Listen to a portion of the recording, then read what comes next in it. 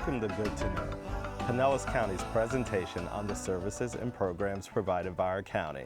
I'm your host, Julian Hills, with Pinellas County Communications.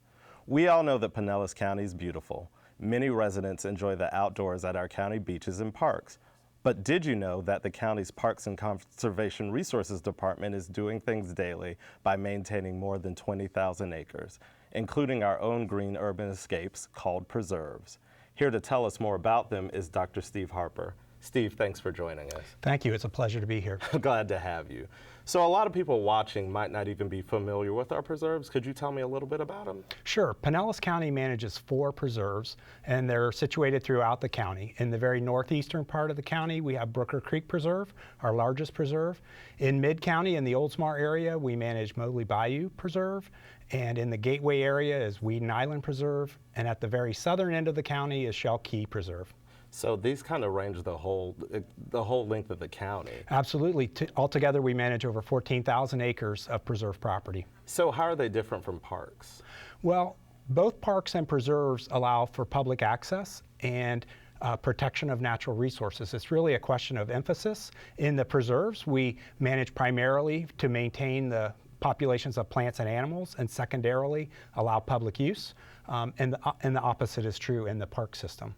So what kind of activities are popular at the preserves? Well, a wide range of activities take place at the preserves. Most are based around what's known as resource-based recreation, so they don't involve infrastructure and they don't involve ball fields and those types of things. So hiking and bird watching are certainly very popular. Folks can cycle on the paved surfaces, entrance roads to the preserves. We also offer kayak launches and kayak trails where folks can do that, and even horseback riding in the north part in Brooker Creek Preserve. So would you say that, they're recreational, but are there also learning opportunities for people? Oh, absolutely. We have 2 world-class education centers, one at Brooker Creek Preserve and one at Weeden Island Preserve.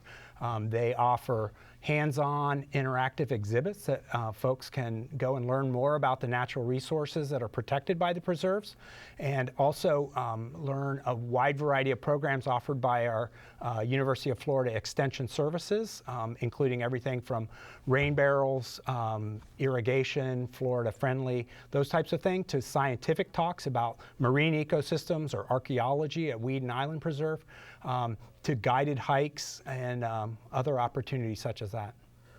One of the things that I think are really cool about these are that they're like these huge green spaces in the middle of like a big urban environment. I mean, if you see our preserves, they're just amazing. Why are they important to be in an area like this?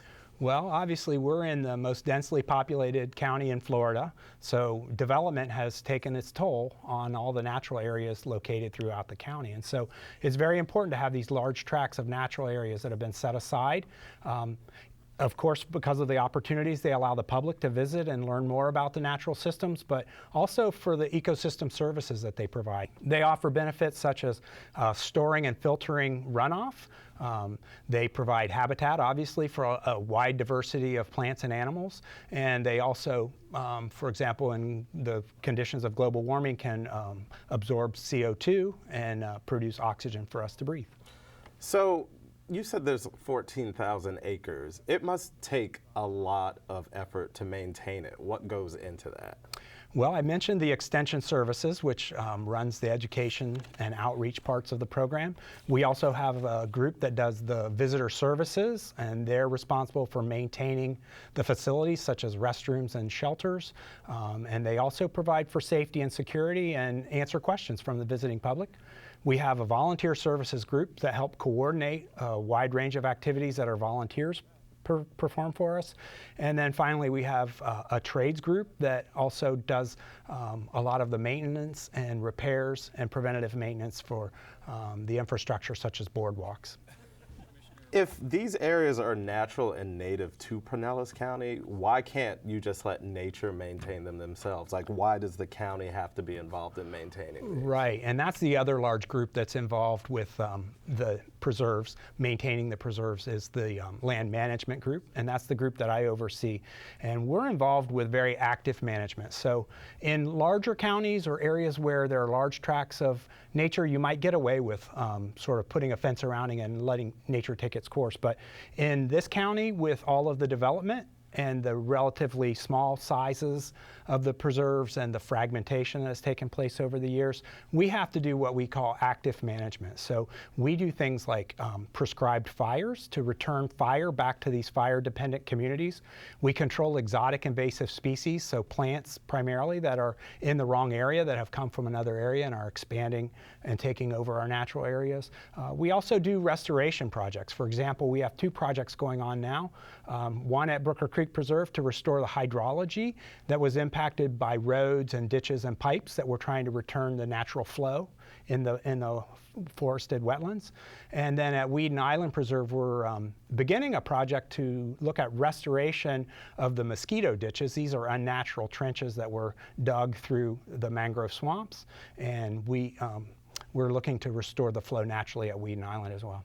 One of the things that you mentioned was about maintaining invasive species. Tell me why that is an important part of land management. Right. Well, the native species cannot compete typically with these invasive species that come from another location, and so they're often transported in maybe intentionally in the past, such as the Australian pine, or they may have invaded because of landscaping, or they may have escaped through other means. But the bottom line is there are no natural control agents in these areas because they're new to the area, and they can rapidly take over and expand, and they have a dramatic impact on the native species that should be growing here. I've had the pleasure of actually going to some of the preserves here. I haven't been to all of them. I will. I promise I'll get there. But I've been to some of them. What would you say that the average person watching this would get out of just going and seeing this amazing green space in our own county? Well, I think, in addition to the recreational opportunities, it's important for folks to just get out of the rat race. It's a great way to recharge your batteries, get away from the traffic and congestion and pavement, and just take a hike through the natural areas.